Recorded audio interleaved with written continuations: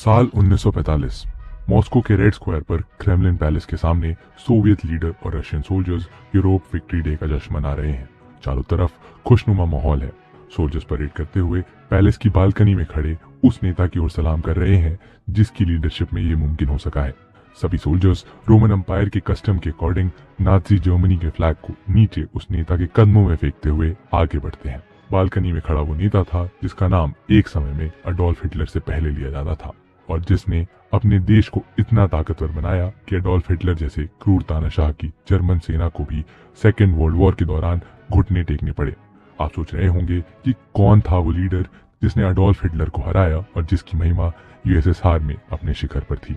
जी हाँ दोस्तों, आप सही सोच रहे हैं, वो था जोसेफ स्टालिन, रूस का एक ऐसा शासक जिसने इस देश को इतना ताकतवर बनाया जिसके गवाह आज भी इतिहास के वो पन्ने देते हैं जहां इसने अपने देश का नाम स्वर्णिम अक्षरों में लिखा। अगर ऐसा कहा जाए कि रूस को एक शक्तिशाली देश बनाने के पीछे जिस व्यक्ति का नाम सबसे पहले सामने आता है तो वो स्टालिन है, तो इसमें कोई अतिशयोक्ति नहीं होगी।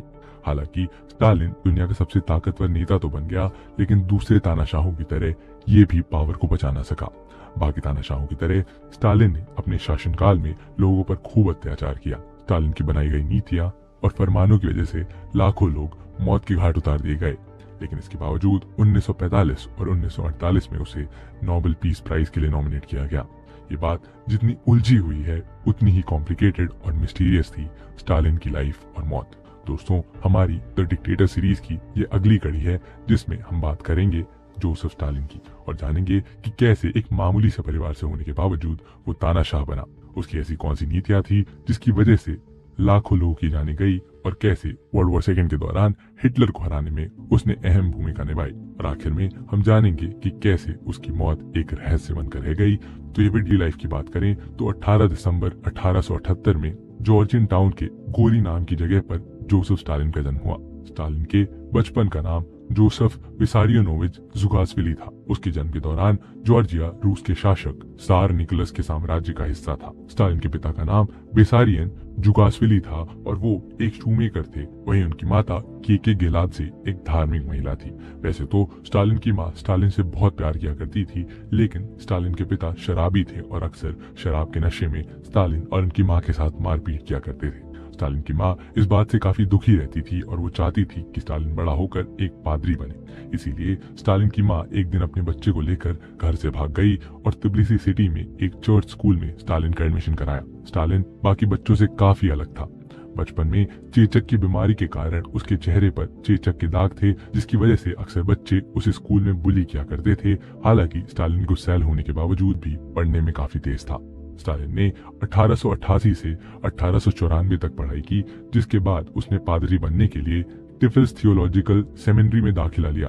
लेकिन स्टालिन की धर्म में किसी प्रकार की रुचि नहीं थी, इसीलिए वहां रहते हुए उसने चोरी छिपे जर्मन सोशल फिलोसोफर और communist manifesto author Karl Marx और दूसरे लेफ्ट विंग रेवोल्यूशनरी थिंकर्स को पढ़ना शुरू कर दिया, जिससे उसकी राजशाही के खिलाफ क्रांतिकारी आंदोलन में रुचि बढ़ गई और यहीं से वो कम्युनिज्म की तरफ अट्रैक्ट होता चला गया और बाद में उसने खुद को नास्तिक घोषित कर दिया। अप्रैल 1899 में एग्जाम ना देने की वजह से स्टालिन टिफलिस थियोलॉजिकल सेमिनरी चर्च से निकाल दिया गया, लेकिन वो कभी घर नहीं गया।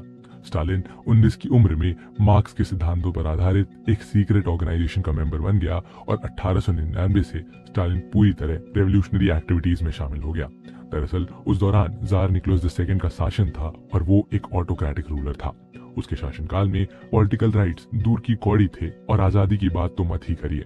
लोगों में पॉलिटिकल डिसकंटेंट और डिससैटिस्फैक्शन की भावना फैली हुई थी और इसके साथ ही रूस आर्थिक समस्याओं से जूझ रहा था। एग्रीकल्चरल सेक्टर में पिछड़ापन और इंडस्ट्रियलाइजेशन की धीमी गति किसानों और वर्कर्स में गरीबी और इनइक्वालिटी को बढ़ावा दे रही थी। लोग परेशान थे और जार निकोलस II लोगों की परेशानियों को दूर करने में असमर्थ था, जिसकी वजह से लोगों में उसके खिलाफ प्रदर्शन बढ़ रहा था। और इन प्रदर्शनों में 1899 से लेकर 1901 तक स्टालिन भी रशियन एम्पायर के खिलाफ काम करता रहा। उसने भाषण दिए और मजदूरों को इकट्ठा किया। कई बार वो अरेस्ट होने से बचा।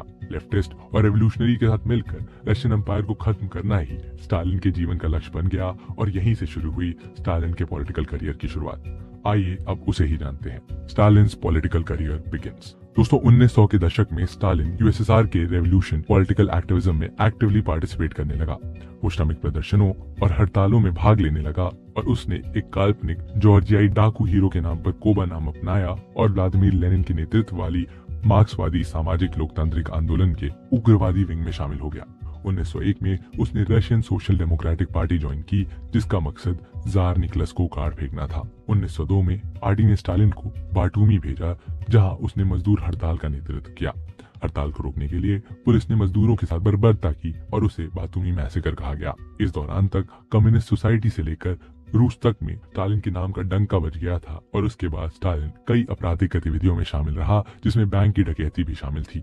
इसीलिए 1903 में उसे 3 सालों के लिए साइबेरियाई जेल भी जाना पड़ा, लेकिन हर बार वो वहां से भाग खड़ा होता। इसी दौरान उसके पॉलिटिकल करियर में बड़ा बदलाव आया, जब जेल के दौरान 1903 में ही Russian social democratic labour party का बंटवारा हो गया। बंटवारे के बाद 2 नई पॉलिटिकल पार्टीज बनी, मेंशेविक्स जिसे रशिया की ही बड़ी पर्सनैलिटी मार्टोव लीड कर रहे थे, और दूसरी बोल्शेविक्स जिसे लेनिन लीड कर रहे थे। क्योंकि स्टालिन लेनिन और उसके विचारों से पहले से ही प्रभावित था, इसीलिए उसने बोल्शेविक्स को ज्वाइन किया। इसके बाद कुछ ऐसा हुआ जिसने स्टालिन को ज्यादा खूंखार बना दिया। दरअसल शासक जार निकोलस की कई नीतियों के खिलाफ मजदूरों में गुस्सा था, जिसके चलते मजदूर सेंट पीटरबर्ग में 22 जनवरी 1905 को अपने मेहनताने और कम घंटों जैसे मुद्दे पर शांति मार्च निकालते हुए प्रदर्शन कर रहे थे। मजदूरों का काफिला जार से मिलने के लिए सेंट पीटर्सबर्ग के विंटर पैलेस की तरफ बढ़ रहा था और वे अपनी मांगों को लेकर जार निकोलस से मिलना चाहते थे। लेकिन जार के पास पहुंचने से पहले ही उसके क्रूर सैनिकों ने निहत्थे मजदूरों पर गोलियां बरसा दी और इस घटना में 500 से ज्यादा लोग मारे गए। हजारों आंदोलनकारियों को यहाँ पीटा गया और इस दिन को इतिहास में ब्लडी संडे के नाम से जाना जाता है। इस नरसंहार ने लोगों के मन में किया और नरसंहार के जवाब में देश में कई हड़तालें हुई। इसके बाद ही स्टालिन ने सभी लेफ्टिस्ट को बुलाकर रेड बैटल स्क्वाड्स नाम से संगठन बनाया और इस स्क्वाड का काम था जो लोकल पुलिस थी उनका खात्मा करना और उनके हथियारों की चोरी करना।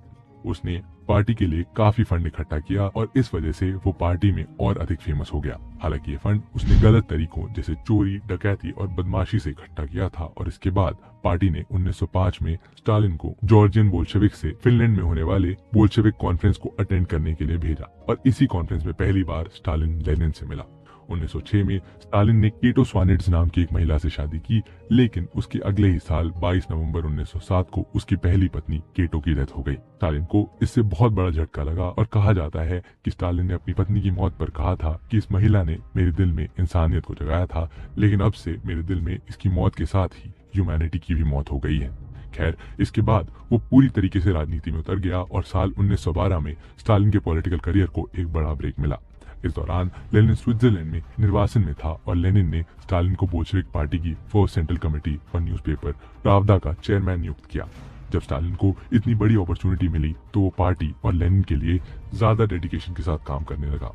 इस वजह से कुछ ही समय में स्टालिन लेनिन और पार्टी की नजर में सबसे पसंदीदा लोगों में हो गया, लेकिन कुछ ही समय बाद उसे फिर से जेल हो गई और इस बार उसे साइबेरिया रिमोट एरिया की जेल में रखा गया, जिसके बाद वो अपनी सजा को पूरा करके 1917 में जेल से बाहर आया और जेल से बाहर आते ही स्टालिन सबसे पहले लेनिन से मिला। वो लेनिन के साथ मिलकर जार निकोलस II की सत्ता को उखाड़ फेंकने की प्लानिंग करने लगा और 10 अक्टूबर 1917 को व्लादिमीर लेनिन ने बोल्शेविक पार्टी के नेताओं से कहा कि अब सशस्त्र क्रांति का समय आ गया है, जिसके बाद बोल्शेविक सैनिकों ने 25 अक्टूबर 1917 की सुबह सुबह बिजली घर, बैंक, रेलवे स्टेशन, डाकघर और पुलों पर कब्जा कर लिया। उन्होंने सेंट पीटर्सबर्ग और रूस में सरकारी सभी जगहों पर कब्जा कर लिया और जल्द ही लेनिन के बोल्शेविकों की पार्टी ने सत्ता पर कब्जा कर लिया और इसी तरह जार निकोलस II के शासन को उखाड़ फेंकते हुए जार को उसकी पत्नी और 5 बच्चों के समेत फांसी दे दी गई।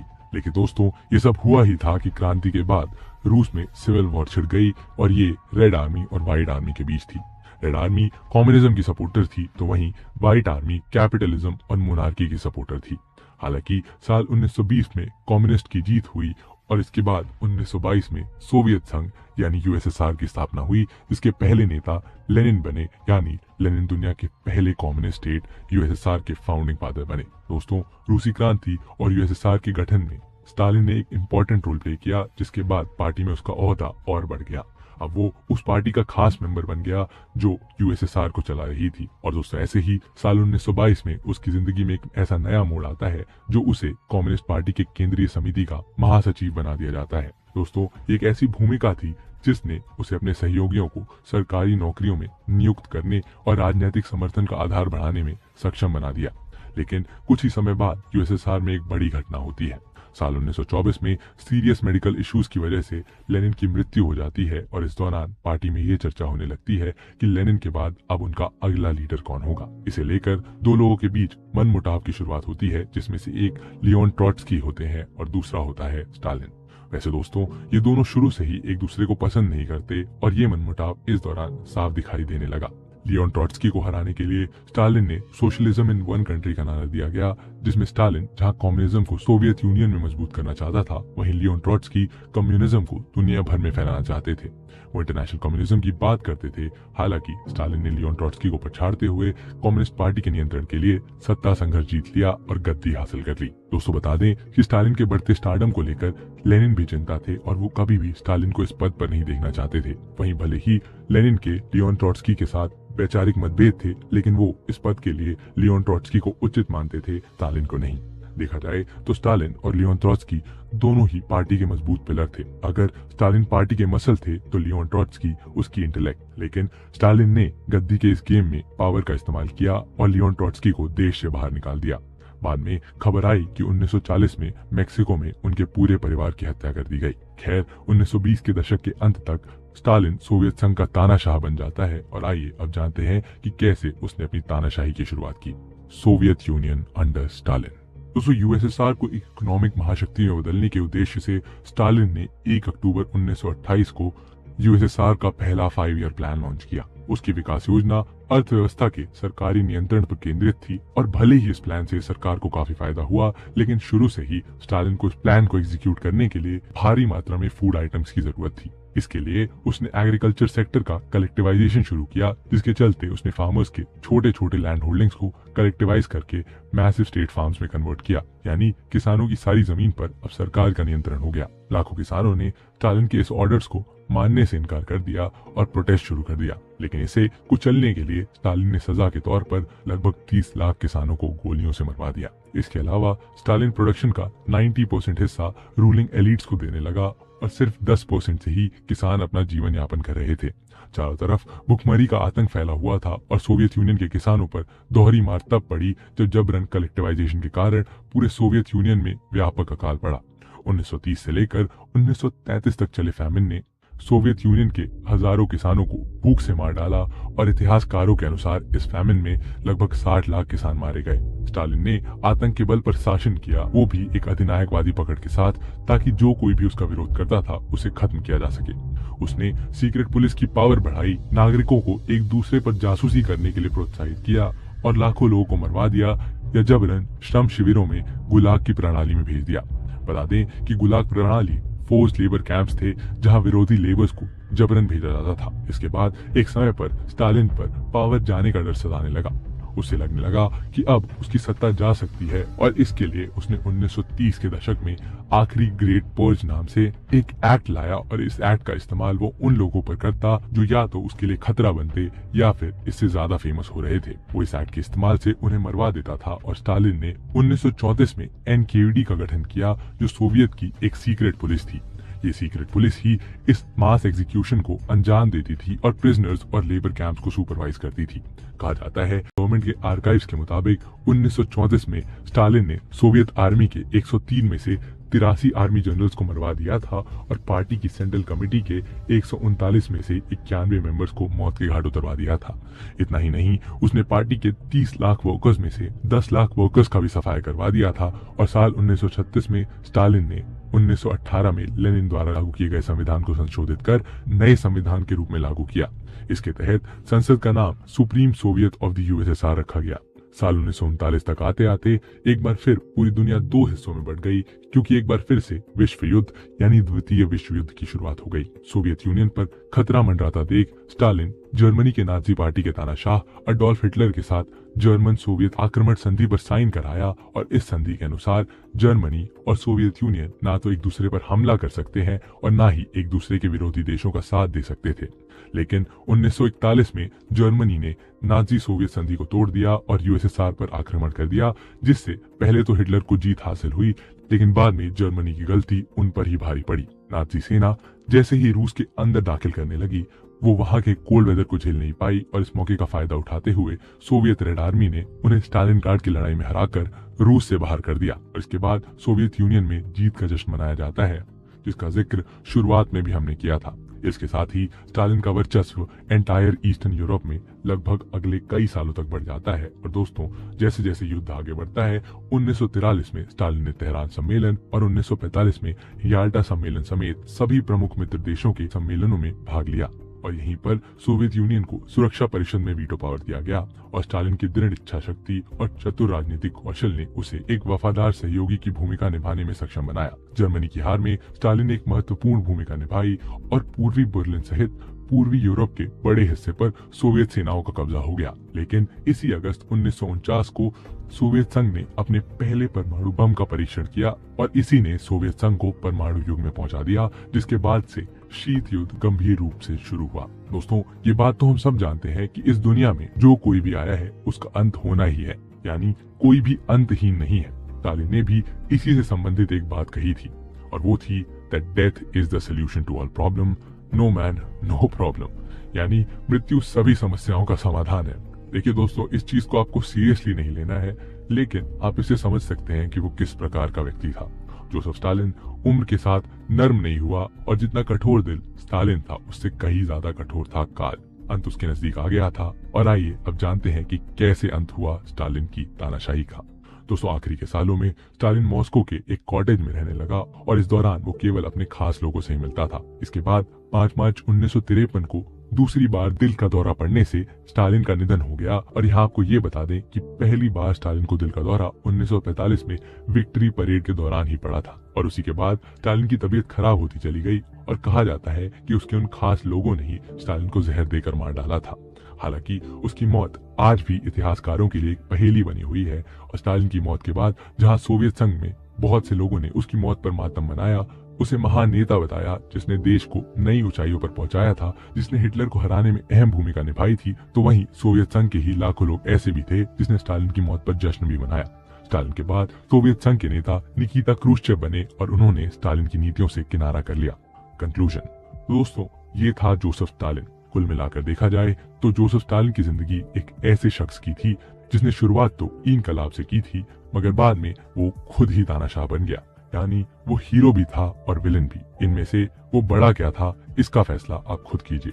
स्टालिन ने न सिर्फ 30 साल से ज्यादा सोवियत संघ पर राज किया, बल्कि बड़े पैमाने पर लोगों को कुचला और उनका नरसंहार किया। और जैसा कि कहा जाता है, बुराई का अंत तो होना ही होता है, तो स्टालिन का भी अंत हो गया। खैर दोस्तों, कैसी लगी आपको ये वीडियो जरूर बताइए हमें कमेंट सेक्शन में। और अगर आप ऐसे ही और इंटरेस्टिंग और इन्फॉर्मेटिव वीडियोस देखना चाहते हैं